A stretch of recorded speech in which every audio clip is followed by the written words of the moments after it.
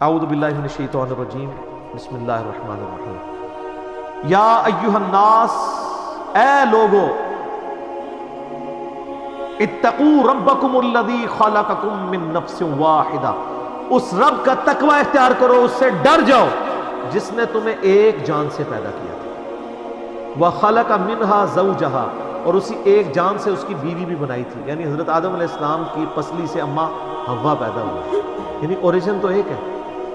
وَبَثَّ مِنْهُمَا رِجَالًا كَثِيرًا وَنِسَاءً، اور پھر اس میاں بیوی سے کثیر تعداد میں مرد و عورت زمین میں پھیلا دیے۔ وَاتَّقُوا اللَّهَ الَّذِي تَسَاءَلُونَ بِهِ وَالْأَرْحَامَ، اس اللہ کا تقوی اختیار کرو کہ جس کے واسطے سے تم ایک دوسرے سے سوال کرتے ہو، اور رحمی رشتوں کا تقدس اس اللہ کی وجہ سے کرتے ہو۔ الٹیمیٹلی یہ ہوتا ہے نا، جب کوئی جھگڑا ہو تو کہتے ہیں یار خدا واسطے ہو، تو اللہ فرما رہا ہے جس اللہ کا نام لے کے اپنے مسئلوں کو الٹیمیٹلی سالو کرواتے ہو نا، اس سے ڈرو بھی۔ ان اللہ کان علیکم رقیبا، بے شک اللہ تعالیٰ تمہیں دیکھ رہا ہے جو کچھ تم اعمال کر رہے ہو۔ تو ہیومن ڈگنیٹی میں سب برابر ہے۔ پھر سورہ الحجرات میں بھی آیا نا کہ اللہ تعالیٰ نے تمہیں قبیلوں میں، خاندانوں میں اس لیے بانٹا ہے تاکہ تمہاری پہچان ہو۔ ان اکرمکم عند اللہ اتقاکم، اللہ کے نزدیک وہی عزت والا ہے جو تقوی والا ہے۔ پھر یہ نہیں دیکھا جائے گا ابھی سیدہ فاطمہ جو ہے وہ جنتی عورتوں کی سردار کیوں ہے، کسی مرد کو کیوں نہیں بنایا گیا، سب انہوں نے پرفارم کیا۔ اور ابو لہب حضور کا سگا چچا ہے تو حکم میں جائے گا، پرفارم نہیں کیا۔ پرفارم کرے گا تو اس کو بینیفٹ ملے گا۔ تو ہیومن ڈگنیٹی میں یہ چیز یاد رکھیے گا۔ اور آپ علیہ السلام کا آخری خطبہ جو اکثر ہم ٹی وی چینلز پہ بھی دیکھتے ہیں، مسند احمد میں صحیح سند سے حدیث ہے، آپ علیہ السلام نے حجۃ الوداع کے موقع پر فرمایا تھا، اے لوگو، اللہ تعالیٰ نے سیدنا آدم علیہ السلام کو مٹی سے پیدا کیا تھا، تم سب اسی آدم کی اولاد ہو، اور آدم مٹی سے پیدا ہوئے تھے، کسی گورے کو کالے پر، کسی کالے کو گورے پر، کسی سرخ کو سیاہ پر، کسی سیاہ کو سرخ پر، کوئی کسی عربی کو اجمی پر، کسی اجمی کو عربی پہ کوئی فضیلت نہیں ہے مگر تقوی کی بنیاد پر۔ کوئی یعنی ہیومن ڈگنیٹی میں کوئی فرق نہیں ہے، برابر ہے۔ البتہ جب مرد و عورت مل کے ایک خاندان کو وجود دیں گے، پھر خاندان ایک ادارہ ہے، ادارے میں ظاہر ہے کہ ایک ادارے کے دو ہیڈ نہیں ہو سکتے، وہ ایک ہے۔ پھر اس میں سورہ نساء میں ہے الرجال قوامون علی النساء، مرد عورتوں پہ حاکم بنائیں گے۔ حاکم کا یہ مطلب نہیں ہے ان کی پھینٹی لگائیں، مراد یہ ہے کہ پھر الٹیمیٹلی جب ٹائی پڑے گی تو مرد کی بات مانی جائے گی، باقی وہ جو غلط کام کرے گا وہ اللہ کے حضور جواب بھی دے گا۔ ظاہر ہے پھر اس طرح معاشرے کا نظام نہیں چل سکتا نا جب دو ہوں۔ کسی بھی آرگنائزیشن کا بھی ایک ہی ہیڈ ہو سکتا ہے، نیچے آپ جتنے مرضی لگا لیں، اوپر تو ایک ہی ہوگا، نظام چل نہیں سکتا۔ تو اس کی وجہ سے شاید بعض مردوں کے دماغ کے اندر یہ خمار آ گیا کہ جی وہ اب عورتوں کی پھینٹی لگانا شروع کر دیں۔ سورہ نساء میں یہ آتا ہے کہ اگر تمہیں اپنی عورتوں کی کچھ باتیں ناپسند ہیں تو ان میں کئی پسندیدہ عادتیں بھی تو ہوں گی۔ اتنی سختی کے ساتھ اسلام میں اس چیز کی ترغیب دلائی گی کہ آپ نے عورتوں کی رسپیکٹ کرنی ہے۔ اور دیکھیں اللہ نے کیسا بندوبست کیا ہے، عورت جب چھوٹی ہوتی ہے تو باپ کی شفقت میں، جوان ہوتی ہے تو خاوند کی محبت میں، اور بڑھاپے کو پہنچتی ہے تو اولاد نے اس کی رسپیکٹ کرنی ہے۔ بخاری میں حدیث ہے، نبی علیہ السلام سے ایک شخص نے آ کے پوچھا مجھ پہ سب سے زیادہ حق میرا کس کا ہے، حسن سلوک کے اعتبار سے سب سے زیادہ میرا حقدار کون حق رکھتا ہے مجھ پہ مخلوقات میں سے؟ تو نبی علیہ السلام نے فرمایا تیری ماں۔ اس نے پھر پوچھا، فرمایا تیری ماں، پھر پوچھا، فرمایا تیری ماں، چوتھی دفعہ فرمایا تیرا باپ۔ باپ کا چوتھا نمبر ہے، پہلے تین کے تین نمبر ماں کے۔ اب یہاں پہ عورتیں اوپر ہیں، حتیٰ کہ سنن نسائی میں حدیث ہے جنت تیری ماں کے قدموں کے پاس ہے، یعنی یہ فزیکلی پاس نہیں، مراد یہ کہ ماں کی خدمت کر کے تم جنت کما سکتے ہو۔ لیکن یہاں پہ چونکہ ایک ایشو عورت کے اعتبار سے ڈسکس ہو رہا ہے کہ اس کے خامند نے اس کو رسپیکٹ دینا ہے، تو اس میں ظاہر ہے کہ جب دین کی تعلیم نہیں ہوگی تو عورتوں کا استحصال اسی طریقے سے ہوگا۔ اور پھر یہ جو آپ آج کل NGOs کے اوپر غصہ کھاتے ہیں کہ وہ ہماری عورتوں کو دلیر کر رہے ہیں مردوں کے اوپر، تو سر مردوں نے کون سے عورتوں کو بیسک ہیومن رائٹس دیے ہیں کہ ان کی عورتوں پہ دلیر نہ ہو؟ آپ خود ایڈ فیول ٹو فائر کر رہے ہیں۔ آپ کیوں نہیں عورتوں کو حقوق دے رہے؟ کیوں جدادیں ان کی دباتے ہیں؟ وہ کہتے ہیں جی بہن نے معاف کر دیا ہے۔ نا، بہنوں سے بھی پوچھیں، وہ کہتے ہیں یا تو ہم بھائی رکھ لیں یا جداد رکھ لیں. کسی حد تک ٹھیک ہے. آج اگر کوئی شخص اپنی بیوی کو چھوڑتا ہے، وہ عورت کہاں جائے گی؟ میکے. اگر ماں باپ فوت ہو گئے تو بھائیوں کے پاس جائے گی نا.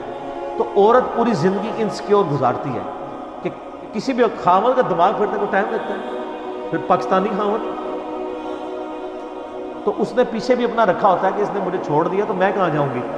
تو وہ پھر اگر اس کو سیکیورٹی ہو کہ وہ پیچھے بھی میرے بھائی مسلمان ہیں، اگر میں نے جداد لی اپنا حق تو وہ میرے لیے فرعون نہیں بنیں گے اور کہیں گے اس کا حق تھا، تو وہ بے فکر ہو کے لے گی حق. اور یہ جو کہتے ہیں نا معاف کر دیا، میں ان کو کہتا ہوں پہلے جداد کی تقسیم کریں، ان کے ہاتھ میں ان کا حصہ دیں، پھر میں دیکھتا ہوں کون سی بہن معاف کرتی ہے.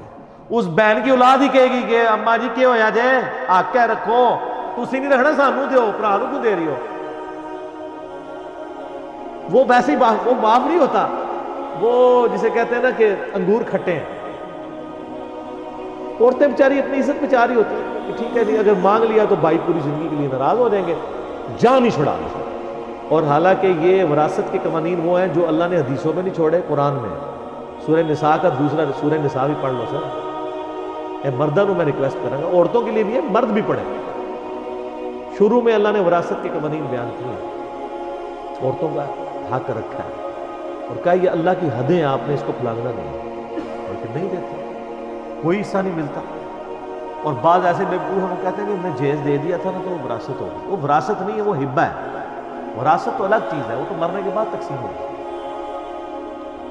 اسلام میں میاں بیوی وہ بنیادی اکائی ہیں جو مل کے خاندان کی تکمیل کرتے ہیں. اسی لیے آپ دیکھیں سورہ البقرہ میں، سورہ نساء میں، سورہ المائدہ میں میاں بیوی کو ڈسکس کیا ہے، ان کے حقوق کی بات ہوئی ہے، ڈیٹیلڈ چیزیں ڈسکس ہوئی ہیں، طلاق کے، نکاح کے مسائل. کیوں؟ بیسک جو یونٹ ہے نا اسلام میں وہ میاں بیوی، ماں باپ نہیں ہے، بہن بھائی نہیں ہے، کیونکہ اسی سے معاشرہ آگے چلے گا. حتیٰ کہ مسلم شریف میں ایک حدیث ہے، نبی الاسلام فرمایا کہ شیطان کا تخت پانیوں پہ لگا ہوا ہے. شام کے وقت سارے اس کے جو چیلے ہیں نا وہ آ کے اس کو خبر دیتے ہیں آج ہم نے فلاں شخص سے فلاں گناہ کرایا، فلاں سے فلاں، فلاں سے فلاں. ایک وہ اتنا امپریس نہیں ہوتا، ایک آ کے کہتا ہے آج میں نے میاں بیوی میں جدائی کروا دی، اس کو وہ جھپے ڈال کے کہتا ہے کہ تو نے اصل کام کیا. ہاں شیطان کو بھی یہ بات پتا ہے کہ میاں بیوی الگ ہو گئے تو اولاد تو گئی. یہاں تو خامن سمجھتا ہے میں بیوی کو طلاق دے دوں گا تو اس کی میں نے مستقبل بگاڑ دیا، اور سر اس کے تو چانس ہے مستقبل بن جائے، تیرا بھی کچھ نہیں پلے رہنا. اگلے رشتے کے لیے جو آئیں گے وہ کہیں گے پہلی کیوں گئی سیا. یہ کسی خامن کے دماغ میں فطور ہے نا، وہ نکال دے کہ وہ عورت کو ذلیل کر دے گا. ذلیل وہ خود بھی ہوتا ہے، اور عموماً میں نے دیکھا کئی عورتیں جن کو اللہ تعالیٰ ان سے اچھے خامن دے دیتا ہے، ان کی جناب وہ کہتے ہیں کبے لت پہ کو بھی نکل گیا، ان کے ساتھ تو بڑی نیکی ہو جاتی ہے. تو یہ شیطان نے تخت لگایا ہوا پانیوں کے اوپر اور وہاں یہ فیڈ بیک لے رہا ہوتا ہے، جس کے بارے میں نے کہا ہو سکتا ہے برمودا ٹرائنگل پہ ہی وہ تخت لگا ہوا ہو شیطان کا، این ممکن ہے. تو نبی الاسلام نے میاں بیوی کے تعلق کے اعتبار سے بہت اسٹرکٹلی، بخاری مسلم میں ایک حدیث ہے، آپ نے اسلام فرمایا عورت جو ہے نا وہ مرد کی ٹیڑھی پسلی سے پیدا ہوئی ہوئی ہے، اس کو سیدھا کرنے کی کوشش نہ کرو، اس سے نفع اٹھاؤ، کمپرومائز کرو. اگر سیدھا کرو گے تو توڑ بیٹھو گے، اور اس کو توڑنا اصل میں اس کو طلاق دے گا. یہ توڑنا بیٹھ گا. صحیح مسلم میں حدیث ہے، نبی اسلام فرمایا کسی مرد کے لیے جائز نہیں ہے کہ وہ اپنی بیوی سے بغض رکھے. اللہ سے ڈرو. بغض رکھ لیتے ہیں اگر تم اس میں الفاظ ہیں، اگر تمہیں اس کی کچھ عادتیں ناپسند ہیں تو دیکھو اس میں کئی خوبیاں بھی تو موجود ہوں گی، ان کو یاد کر لو.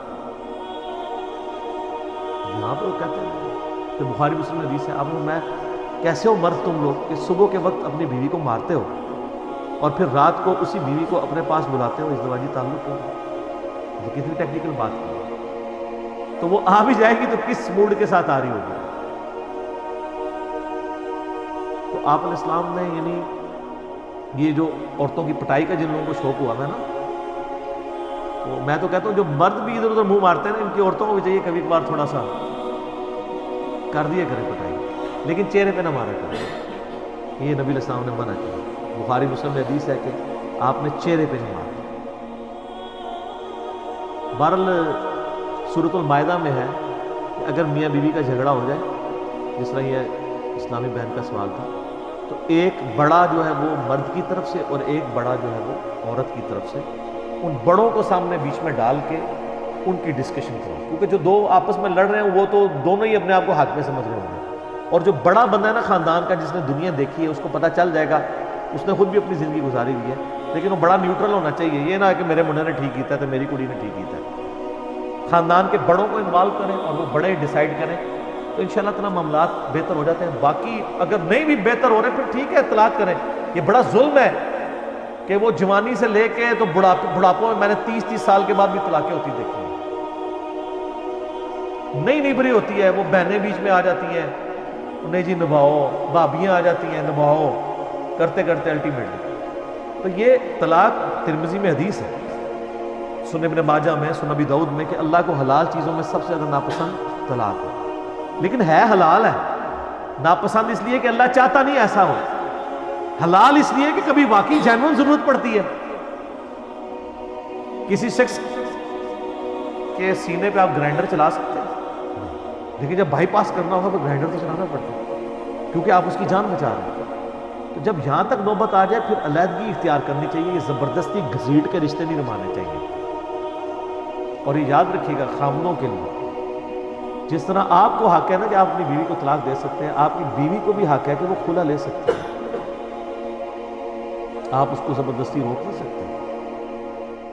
صرف یہ وعید ہے کہ جامع ترمذی میں حدیث ہے کہ جس عورت نے بغیر وجہ کے اپنے خاوند سے طلاق لی وہ جنت کی خوشبو بھی نہیں پائے گی، لیکن دنیا میں طلاق اسٹیبلش ہو جائے گی۔ اس حدیث کی بنیاد آپ روک نہیں سکتے اسے، وہ اس کا معاملہ ہے کہ وہ وجہ وہ اللہ ڈیفائن کرے گا کہ اسے آپ وجہ نہ سمجھ لو اور وجہ ہو، یہ تو اس نے خود ڈیسائیڈ کرنا ہے۔ تو جس طرح آپ کو یہ حق حاصل ہے نا، اور یہ جو بدماش قسم کے مرد نہیں طلاقیں دیتے ہیں، یعنی طلاق تو ہونی نہیں چاہیے، خلا ہی لے لیں، اس کا فائدہ یہ ہے کہ وہ مسند امام شافعی میں حدیث ہے کہ اگر عورت خلا لے گی نا تو وہ دوبارہ اس مرد سے دوبارہ شادی کر سکتی ہے، لیکن اگر 3 طلاق ہوگی پھر نہیں کر سکتی۔ تو اگر کوئی عورت اس طرح کی ہو تو تنگ کر رہی ہے اور وہ جانا چاہتی ہے تو طلاق نہ دیں، اگر دینی ہے تو ایک دیں، ایک کے بعد 3 مہینے کے بعد ویسے ہی نکاح ٹوٹ جائے گا، ختم ہو جائے گا، تو کسی اور جگہ بھی شادی کر سکتی ہے۔ ضروری ہے کون ہی ہے زنانی 3 دے کے پھر بعد میں حلالے کرواتے ہیں، پھر ہوتے ہیں وہ بھی حرام ہی ہیں، حلالے کیا ہیں؟ سنن ابن ماجہ میں حدیث ہے حلالہ کرنے والے اور کروانے والے پہ اللہ کی لعنت، تو وہ تو اسٹیبلش ہی نہیں ہوگا۔ تو اگر ایسی صورتحال بن جاتی ہے تو عورت بھی طلاق لے سکتی ہے۔ باقی یہ ہے کہ دنیا میں آئیڈیل تو آپ کو نہ خاوند ملے گا نہ بیوی۔ یہ جتنے لفنڈر قسم کے نوجوان ہیں نا، ان سے پوچھے بیوی کیسی ہونی چاہیے، کہتے ہیں نیک، شریف، پردہ دار۔ تو تسی تو ماشاءاللہ بڑے نیک ہو۔ تو قرآن میں ہے نا بدکار مردوں کے لیے پھر بدکار عورتیں ہی ان کے نصیب میں ہوں گی، اور نیکوکار مردوں کے لیے نیکوکار عورتیں۔ کبھی حادثہ بھی ہو سکتا ہے، لیکن اوورآل ایسے ہی ہوتا ہے۔ میں نے تو ابھی تک یہ دیکھا ہے کہ جوڑے باقی اس معنوں میں بنے ہوتے ہیں، کوئی نہ کوئی ایسی چیز ہوتی ہے کہ وہ جوڑیاں چل رہی ہوتی ہیں، 2 انچ ایسی پیڑیاں آتا ہوں گی نا وہ بس ایک دوسرے میں چل سکتے ہیں، اس طرح کے بھی لوگ دیکھیں۔ اللہ کہتا ہے یار بڑی بری عورت ہے، یہ کیسے گزارا کر رہا ہوگا اس کا خاوند، تو خاوند ماشاءاللہ اس کو تو برا ہوئے گا، نہیں یار صحیح جوڑی بنی ہوئی۔ تو یہ اللہ تعالیٰ نے معاملات کیے ہوئے ہوتے ہیں۔ باقی اس کے لیے پریکٹیکلی نبی علیہ السلام کی مبارک زندگی ہمارے لیے رول ماڈل ہے۔ آپ علیہ السلام کی کیا شفقتیں ہیں اپنی بیویوں پہ۔ بخاری مسلم میں حدیث ہے، ام عائشہ کہتی ہیں کہ ایک دفعہ مسجد نبی میں حبشیوں کی وہ نیزے والی، یعنی وہ چل رہی تھی روٹین، پریکٹس کر رہے تھے وہ، تو میں نے حضور سے خواہش کی کہ میں نے دیکھا، تو آپ علیہ السلام کھڑے ہو گئے، تو میں آپ کے پیچھے چھپ کے پردے میں سے وہ دیکھنا شروع کیا، اور آپ نے فرمایا کہ تم یہ سوچ سکتے ہو کہ ایک جوان لڑکی کتنی دیر کھڑے ہو کے یہ تماشا دیکھ سکتی ہے، یعنی شوق کی وجہ سے، اور نبی علیہ السلام اتنی دیر کھڑے رہے، یہاں تک کہ میں نے کہا کہ بس، تو آپ علیہ السلام نے پھر سنن ابی داؤد میں حدیث ہے، نبی علیہ السلام سے ام عائشہ کہتی ہے میں نے ایک دن کہا یا رسول اللہ میں نے آپ کے ساتھ دوڑ لگائی، تو کہتی ہیں کہ میں آگے نکل گئی، نبی علیہ السلام پیچھے۔ پھر کئی سال گزرے تو نبی علیہ السلام نے فرمایا کہ عائشہ ایک دفعہ پھر دوڑ لگائیں دوبارہ، اب نبی علیہ السلام نے کہا، تو وہ کہتی ہیں پھر اس دفعہ نبی علیہ السلام آگے نکل گئے اور میں پیچھے۔ وہ پہلے بھی حضور کی شفقت ہی تھی، ٹھیک ہے۔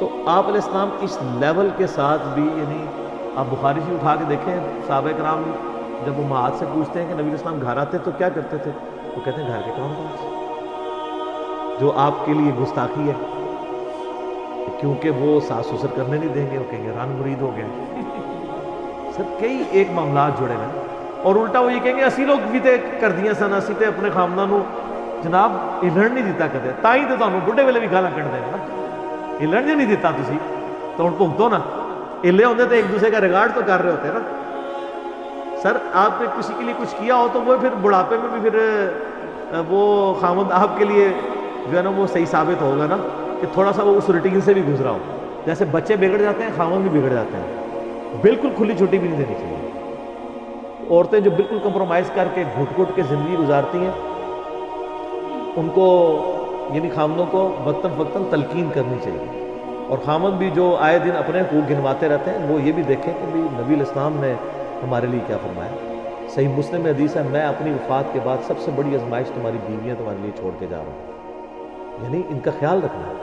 صحیح بخاری میں حدیث ہے، نبی علیہ السلام ایک قافلے میں جب آپ جایا کرتے تھے تو جن اونٹوں کے اوپر عورتیں بیٹھی ہوتی تھیں تو آپ علیہ السلام اونٹ ہانکنے والے کو کہتے تھے آہستہ ہانکو، شیشیاں ہیں کہیں ٹوٹ نہ جائیں، ہائے ہائے ہائے ہائے، جسے صنف نازل کہتے ہیں۔ نبی علیہ السلام عورتوں کا اتنا ریگارڈ کرتے تھے، اتنی عزت دیا کرتے تھے، تو بیویوں کو عزت دینا کوئی یعنی ان کے نیچے لگنا نہیں ہے۔ نبی علیہ السلام نے جامع ترمذی میں حدیث ہے، آپ علیہ السلام فرمایا کہ اگر تمہیں اپنے بیوی پہ غصہ آئے تو اس کو مت مارو، بس زیادہ سے زیادہ اس کے بسترے سے، اپنے بسترے سے اسے الگ کر دیا کرو کچھ دن، اور خود آپ علیہ السلام نے بھی کیا ہے، بخاری مسلم میں آتا ہے 1 مہینے تک آپ اپنی بیویوں سے ناراض رہے۔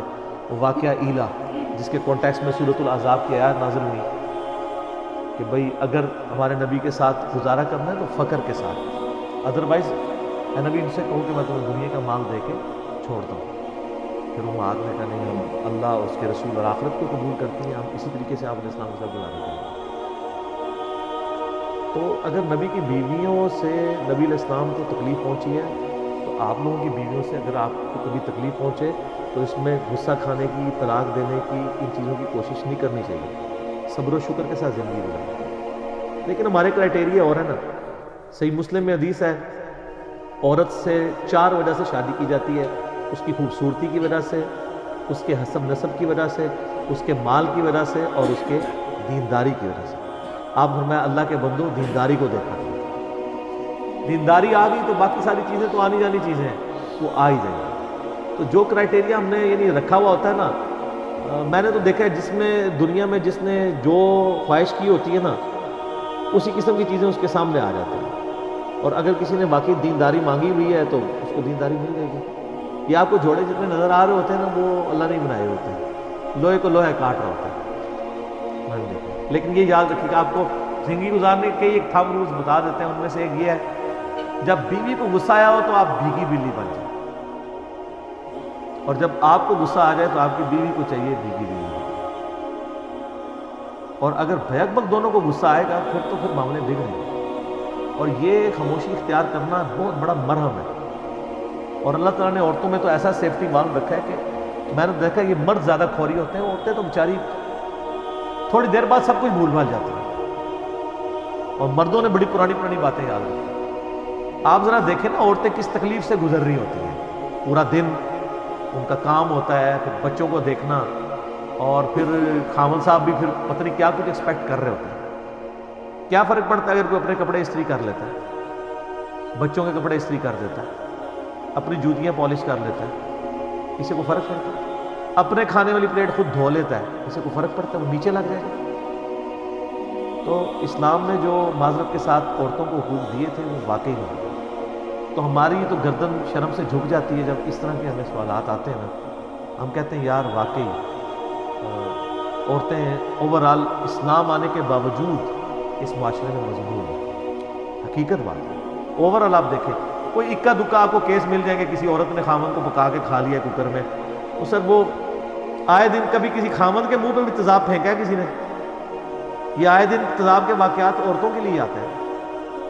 کبھی کسی خامن کے اوپر بھی چولہا پھٹا ہے، عورتوں کے لیے پھٹ رہے ہوتے ہیں۔ زیادہ تر عورتیں مظلوم ہیں اس معاشرے کے، سٹل لیکن میں ایک کریڈٹ دوں گا دنیاوی تعلیم، جو دنیاوی طور پہ پڑھے لکھے لوگ ہیں نا، ان کا ایٹیچیوڈ اپنی بیویوں کے ساتھ بنسبت ان پڑھ جاہل گنوار قسم کے لوگوں کی نسبت، ایون وہ دیندار بھی کیوں نہ ہو، بہتر ہے۔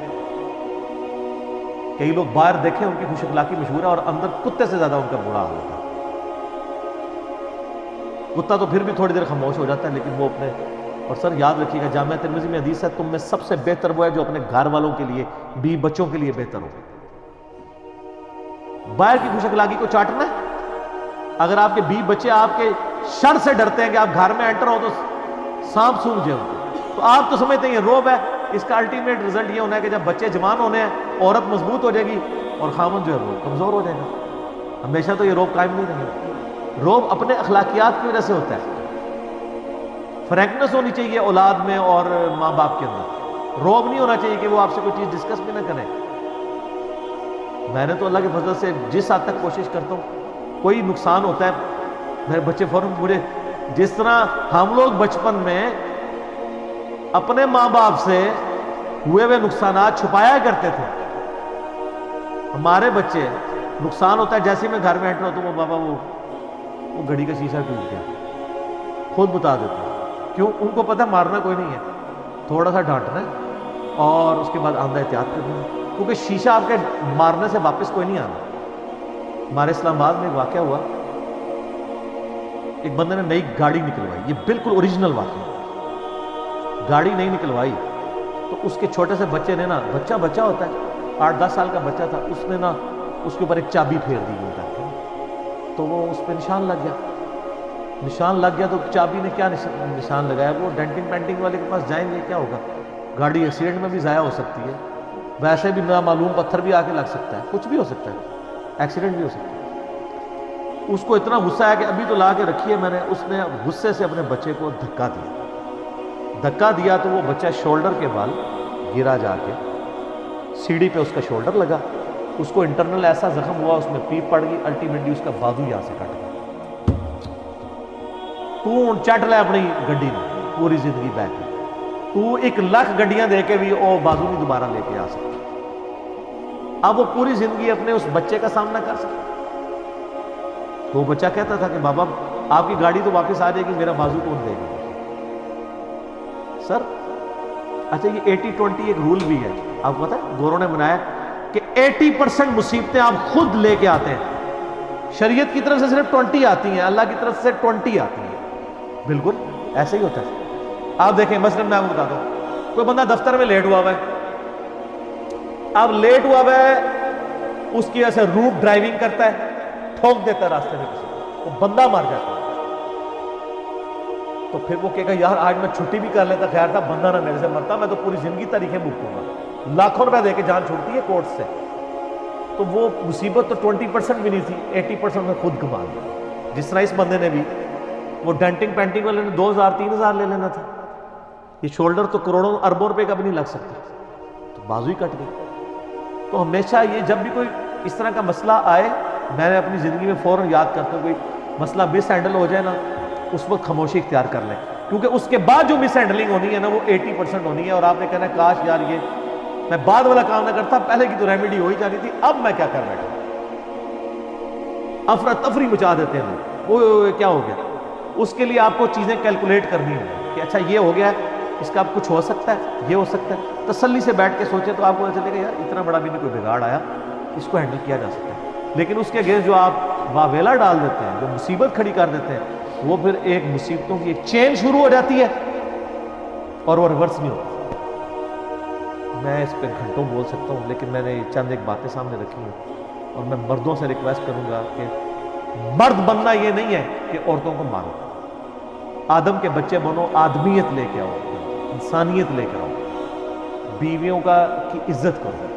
اور آخر میں ایک میں آپ کو حدیث بتاتا ہوں، صحیح مسلم میں حدیث ہے، نبی اسلام نے فرمایا یہ دنیا برتنے کی جگہ ہے اور سب سے بہترین متاع نیک بیوی، یعنی اس کائنات میں سب سے بڑی دولت دنیا کی زندگی گزارنے کے لیے انسان کے لیے نیک بیوی۔